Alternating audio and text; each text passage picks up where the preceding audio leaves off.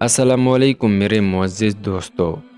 شروع اللہ کا نام لے کر، جس نے ہمیں بن مانگے مسلمان پیدا کر کے عظیم نعمت اور ہمیشہ کی کامیابی سے نوازا۔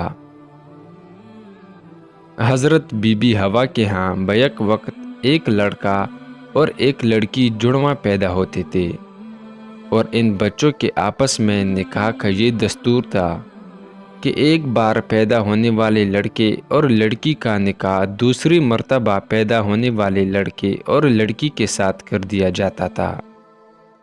اس شرعی دستور کے مطابق قابیل اور حابیل کی شادی کا مسئلہ پیش آیا۔ قابیل عمر میں بڑا تھا اور اس کی بہن جو اس کے ساتھ پیدا ہوئی تھی حابیل کی بہن سے بہت زیادہ حسین و جمیل تھی۔ قابیل یہ چاہتا تھا کہ اپنی جڑواں بہن سے خود ہی نکاح کر لے اور دستور کے مطابق حابیل کو یہ موقع نہ دے جو اس کا شرعی حق تھا۔ جب یہ کشمکش طول پکڑ گئی اور کسی طرح افہام و تفہیم کا سلسلہ کامیاب نہ ہو سکا تو حضرت آدم علیہ السلام نے وہی الہی کی ہدایت پر اس قضیے کا اس طرح فیصلہ دیا کہ دونوں بیٹے اپنی اپنی کمائی سے اللہ کی بارگاہ میں قربانی پیش کرے۔ جس کی قربانی قبول ہو جائے وہی اپنا ارادہ پورا کرنے کا مستحق ہوگا۔ اس زمانے میں قربانی کا یہ دستور تھا کہ کسی بلند مقام پر اپنی نظر اور قربانی رکھ دی جاتی، آسمان سے آگ نمودار ہوتی اور اس کو جلا دیتی تھی۔ نظر قبول ہونے کی یہ علامت سمجھی جاتی تھی۔ اس دستور کے مطابق حابیل یعنی چھوٹے بھائی نے اپنے جانوروں میں سے ایک فربا جانور اللہ کی نظر کیا، اور بڑے بھائی قابیل نے اپنی کیتی کے غلے سے ردی قسم کا کچھ اناج قربانی کے لیے پیش کیا۔ جب دونوں نے اپنی اپنی نظر ایک بلند پہاڑ پر رکھ دی تو آسمان سے آگ نمودار ہوئی اور چھوٹے بھائی حابیل کی نظر کو جلا دیا، اور قابیل کی نظر ویسی ہی پڑی رہی۔ اللہ کا فیصلہ ظاہر ہو گیا کہ حابیل حق پر ہے اور قابیل ظلم اور ناحق پر۔ قابیل نے اللہ کے اس فیصلے کو قبول نہ کیا اور اپنی چھوٹے بھائی حابیل کا دشمن بن گیا۔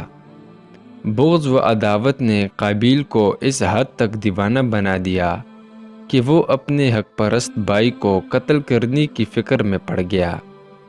حابیل کو جب اس کی اطلاع ہوئی تو وہ اس گناہ کے تصور سے کام کیا اور اپنے تقوی و نیکی کو باقی رکھنے کے لیے اپنے ظالم بھائی سے یوں مخاطب ہوا: بھائی، تیری جو مرضی ہو وہ کر گزر، میں تو اس گناہ میں خود کو ملوث نہیں کروں گا۔ مطلب یہ تھا کہ اگر تو میرے قتل کے در پہ ہے تو میں تیرے قتل کے در پہ نہیں ہوں گا۔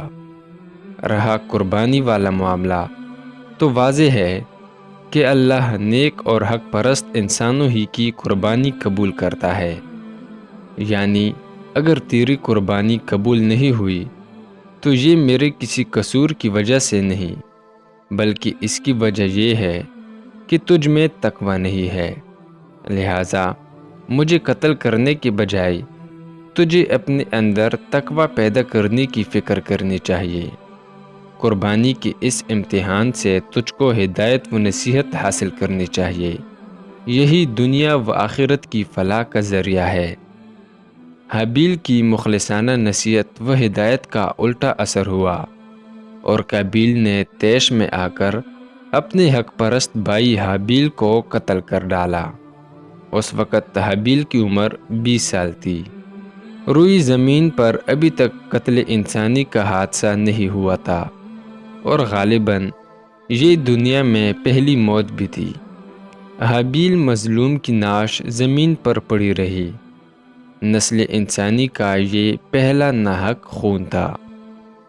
قابیل کا جنون انتقام جب سرد پڑا تب یہ فکر لاحق ہوئی کہ اپنے اس عمل بد کو کس طرح چھپایا جائے اور نعش کا کیا انتظام کیا جائے۔ اب تک دفن کرنے کا طریقہ جاری نہیں ہوا تھا۔ قابیل اپنے مظلوم بھائی حابیل کی ناش کو اپنی پشت پر لیے پھرتا رہا۔ کوئی تدبیر سمجھ میں نہ آئی۔ جب تک گیا تو اللہ تعالیٰ نے دستگیری فرمائی۔ ایک کوے کو دیکھا کہ وہ زمین کورید کر گڑھا بنا کر ایک مردے کوے کو اس میں چھپا رہا ہے۔ تب قابیل کو احساس ہوا کہ مجھے بھی ایسا ہی کرنا چاہیے۔ چنانچہ زمین کھود کر اس میں اپنی بھائی کی ناش کو چھپا دیا۔ اس عمل کے بعد اپنی کم عقلی پر افسوس کرنے لگا کہ ہائے افسوس، میں اس کوے سے بھی گیا گزرا ہوں جو اپنے جرم کو چھپانے کی بھی اہلیت نہیں رکھتا۔ افسوس، میں ایک حقیر جانور سے بھی کمتر ہوں اور مجھ میں اتنی بھی عقل نہیں۔ اس کے بعد اس کی عقل جاتی رہی، بدن سیاہ پڑ گیا اور اسی حالت میں وہ فوت ہو گیا۔ دمشق یعنی ملک شام کے شمال میں جبل قاسیون پر ایک زیارت گاہ عام چلی آ رہی ہے جو مقتل حابیل کے نام سے مشہور ہے۔ مورخ ابن عساکر نے احمد بن کثیر رحمۃ اللہ علیہ کے تذکرے میں ان کا ایک خواب نقل کیا ہے کہ انہوں نے رسول اکرم صلی اللہ علیہ وسلم کو خواب میں دیکھا۔ آپ کے ساتھ حابیل بھی تھے۔ حابیل نے قسم کھا کر کہا کہ یہی میرا مقتل ہے۔ اس پر رسول اکرم صلی اللہ علیہ وسلم نے خواب میں اس کی بات کی تصدیق فرمائی۔ واللہ عالم۔